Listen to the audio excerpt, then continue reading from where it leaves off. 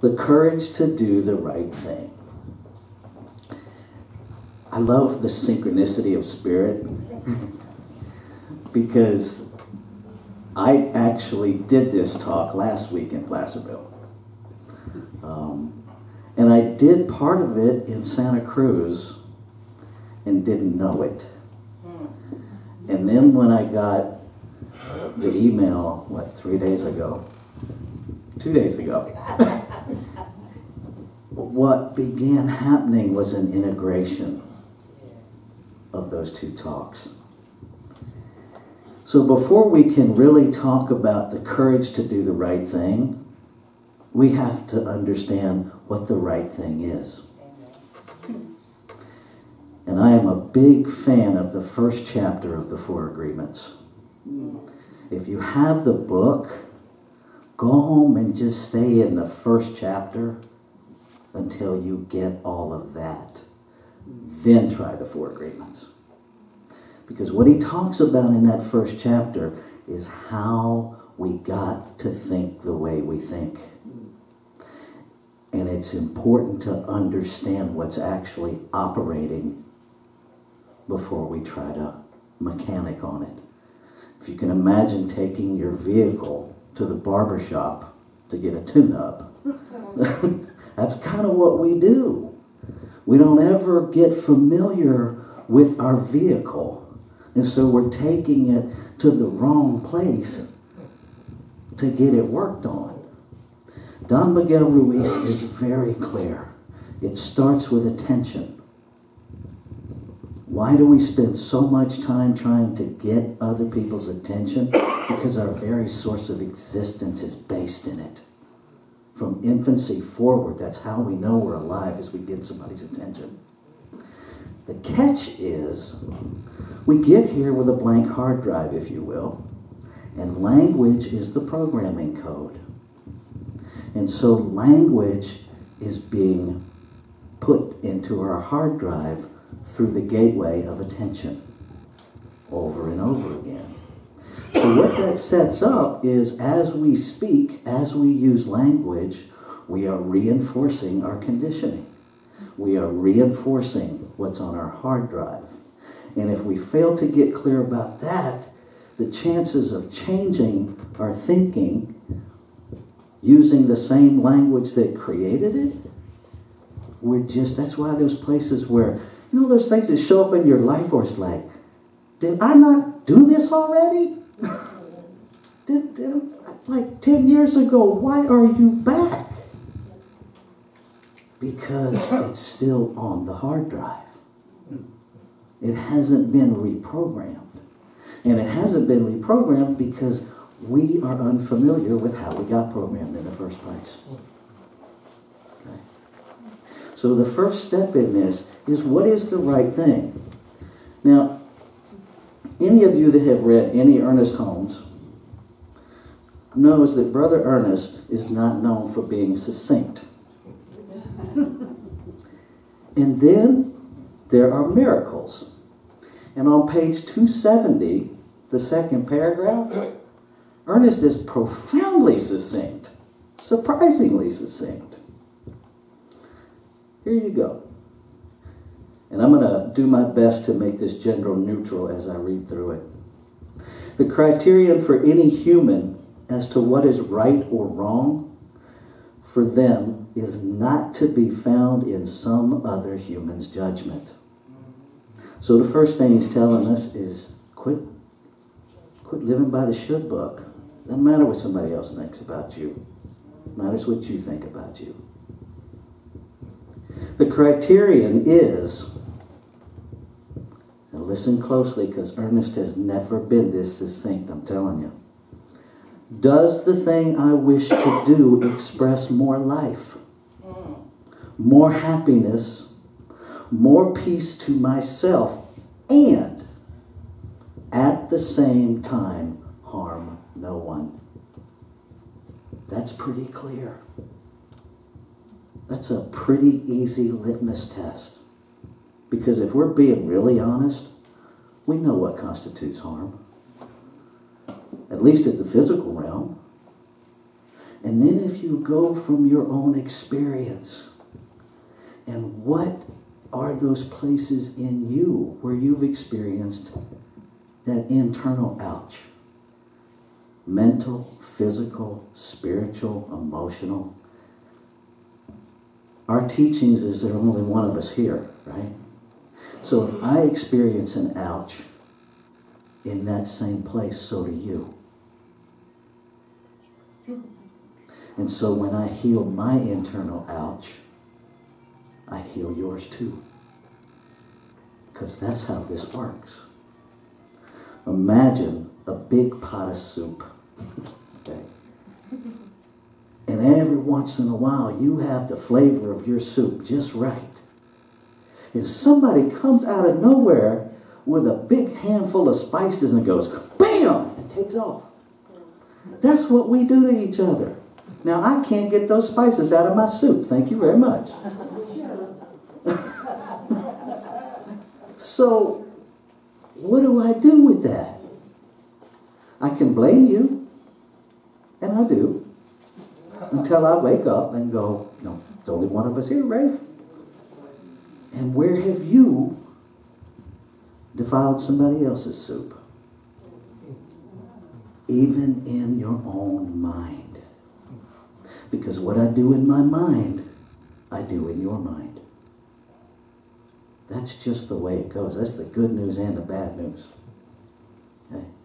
It's the bad news because there's no avoiding it. The good news is every time I shift here, everything shifts. So the more of us that get on board with healing, the quicker we all get healed. So please, help me out. Get to healing. You know? Really, get to looking at that stuff. He also says, after harms no one, if it does, it is right. It is not selfish. Okay? That's a big thing for us because we really struggle with self-care, with self-correction, following that inner calling because we have this message that says it's selfish. If it harms no one, if it creates more happiness, if it creates more peace, if it creates more life in you, and harms no one, it's not selfish. It's God expressing. Okay? But if it is done at the expense of anyone, you are someone, so you're included in that. So if you're doing something at your own expense, then in such degree, we are making a wrong use of the law. Okay? So just take that in. You get to choose. Now, going back to Don Miguel Ruiz, he talks about the villain-victim hero triangle as being the core of our conditioning. And in my heart, I understand that to be about supremacy. I was fishing one day up in Santa Rosa. And when I go fishing, nobody else gets to go. Because that's me time with the divine. And I'll sit there for 15 hours, and sometimes I forget I'm even fishing. And, you know, there could be a baitless hook floating around for hours. Oh, well, it's not what I'm really there for. I'm there to catch me, not fish. And I'm looking out, and the water is so still, it's like glass. And I notice the tree line and the water line have visually merged. And what I heard very clearly in the soul of my being is there is no sameness in oneness. There is no separation in differences. Okay. Say that again. There is no sameness in oneness. And there is no separation in differences. Okay. We are conditioned by this invisible should line of supremacy that tells us how things are supposed to be. And there's no room on that should line for diversity. There's no room on that should line for differences. Everything's supposed to look the same, feel the same, taste the same. And if you don't, you are less than. Ain't a word of truth in it. Not a word. It is the biggest lie that we have ever been taught, and it is foundational to our existence. And the programming begins before we're even here because it's generational programming. And this is not about blame, this is about truth. It's just how it is on planet Earth. That does not mean we have to continue it. Okay. And this is where it gets vulnerable. Everybody take a breath with me.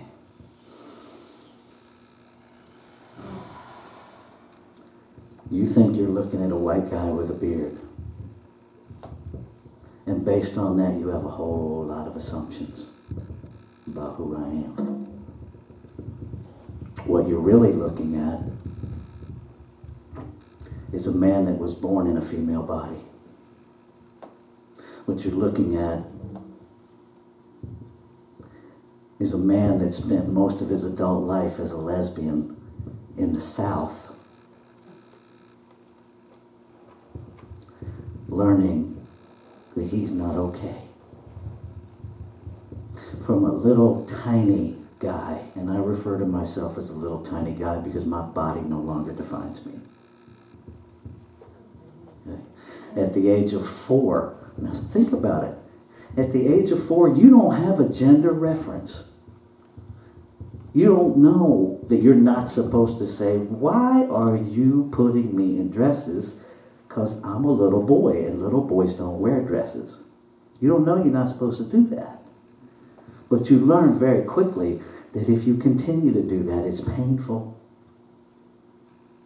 It's physically painful. Because in the South, in my generation, we very much lived by spare the rod, spoil the child, and that wasn't going to happen.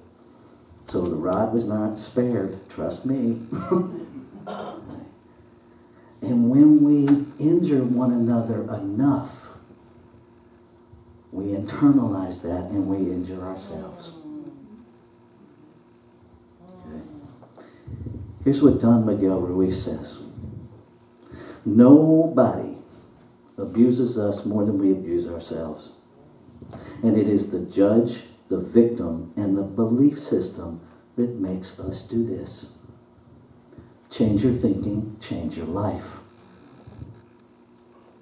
First, you've got to understand that there's actually a belief system operating outside of your awareness that you need to change. And if you are living from a point of supremacy, and I don't care what point of supremacy, folks, I don't care if it's financial, I don't care if it's educational, I don't care if it's the color of your skin or the neighborhood you live in, or even if you think you're better than your friend because you run faster. Any point of supremacy, you're participating in the indoctrination and the problem. We can't fix it and reinforce it at the same time. We can't. Here's what else he says. In your whole life, nobody has ever abused you more than you have abused yourself. Ouch. And the limit of your self-abuse is exactly the limit you will tolerate from someone else. If someone abuses you a little more than you abuse yourself, you will probably walk away from that person.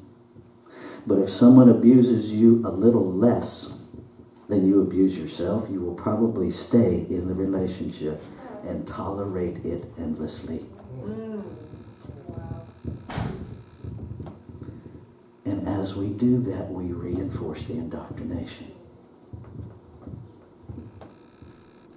Because Because every time we settle, we reinforce the self-abuse, and we reinforce the lie that supremacy is true and I don't measure up, but you do.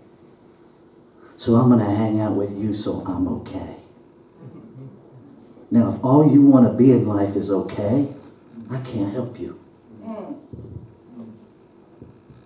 But if you want to be the fullest expression of what you already are, which is God in form, then you're in the right place.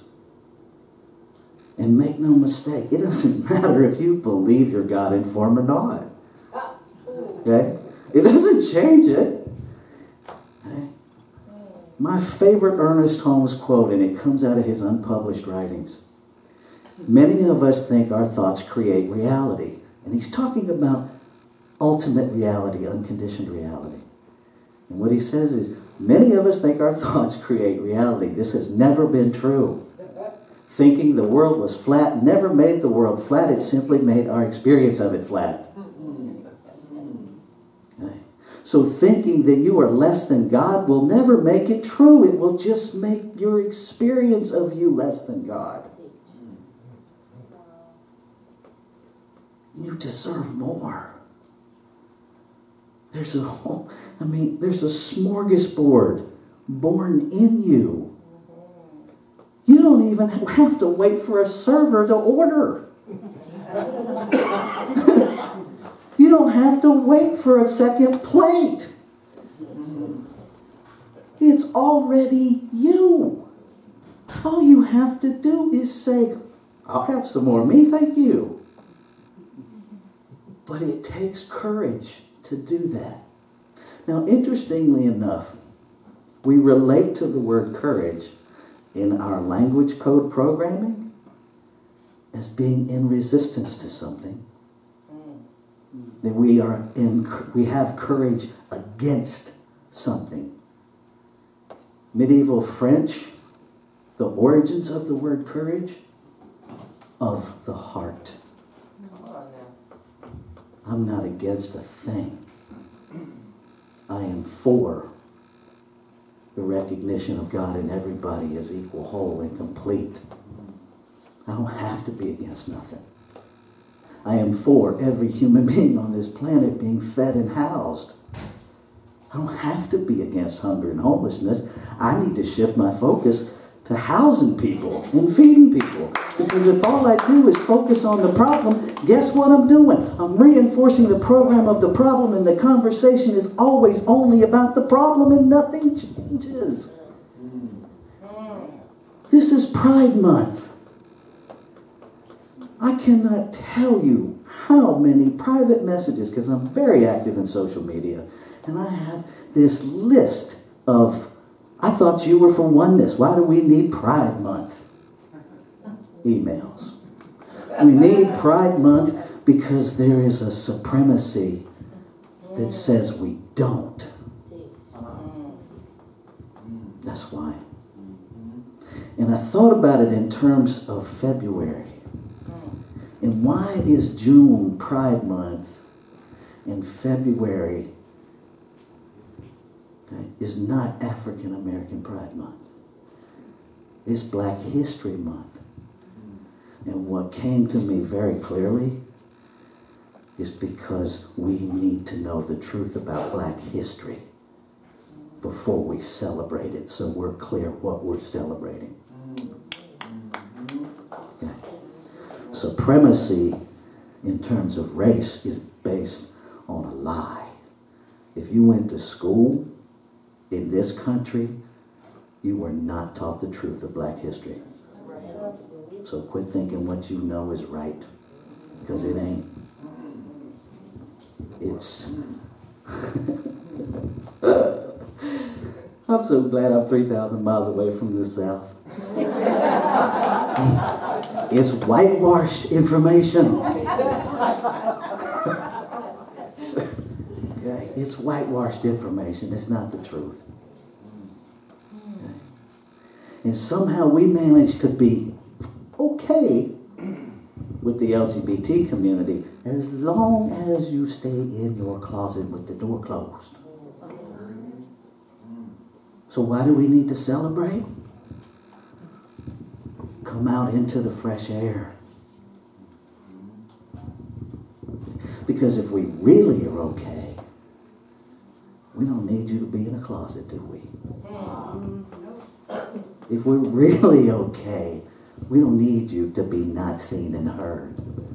And when we really understand that we are one, we get that to celebrate you is to celebrate me. That's sad. So I'm not celebrating something outside of me. I'm celebrating me.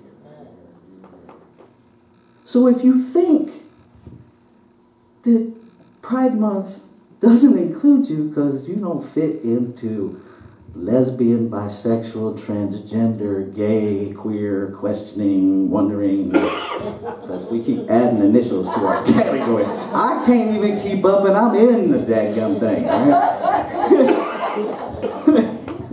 When I was born, I was a little girl. Then I was a little boy, then I was a lesbian, then I was a transgender, then I had surgery and I was transsexual, then things changed, so now I'm back to transgender. I can't keep up. I can't. Here's what I know, I'm Rafe. That's right. I'm Rafe.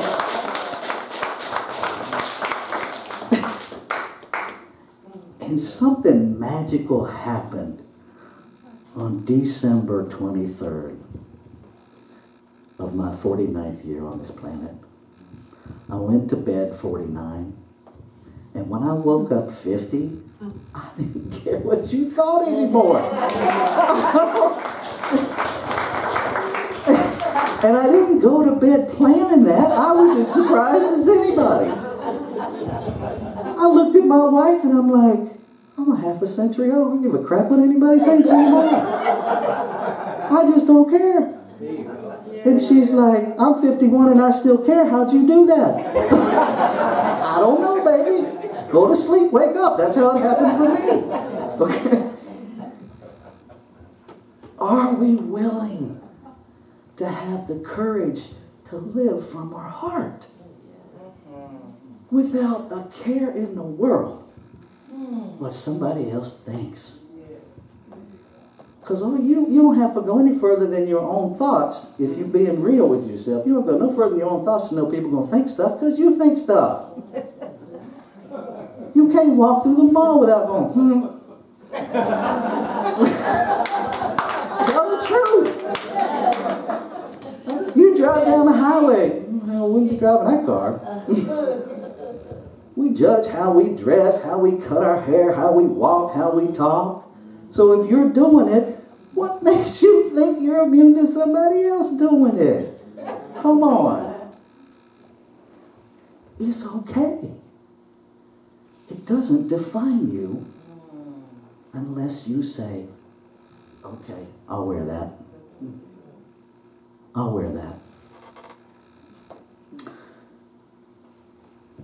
I want to invite anybody who self-identifies and is comfortable to do so in the LGBT community to join me a minute.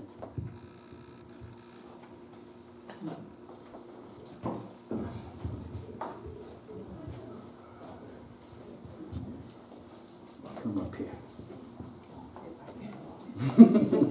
I'll come get you and carry you if I need to.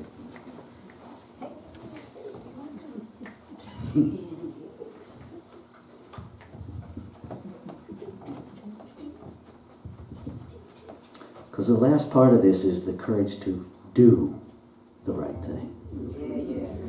So I'm going to give each of you the opportunity to do the right thing.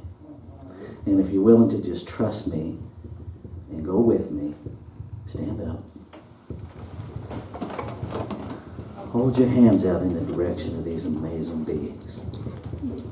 I see you. I see you.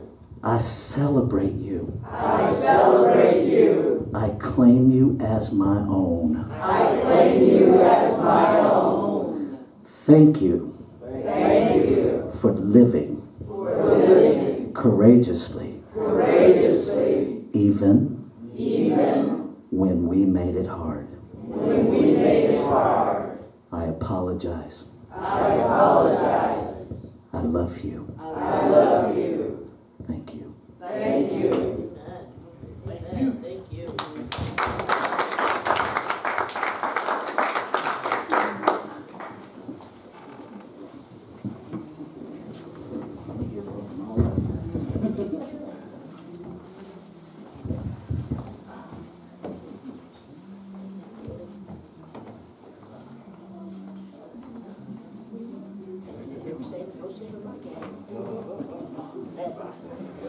Thank you. Thank you for having the courage to do the right thing.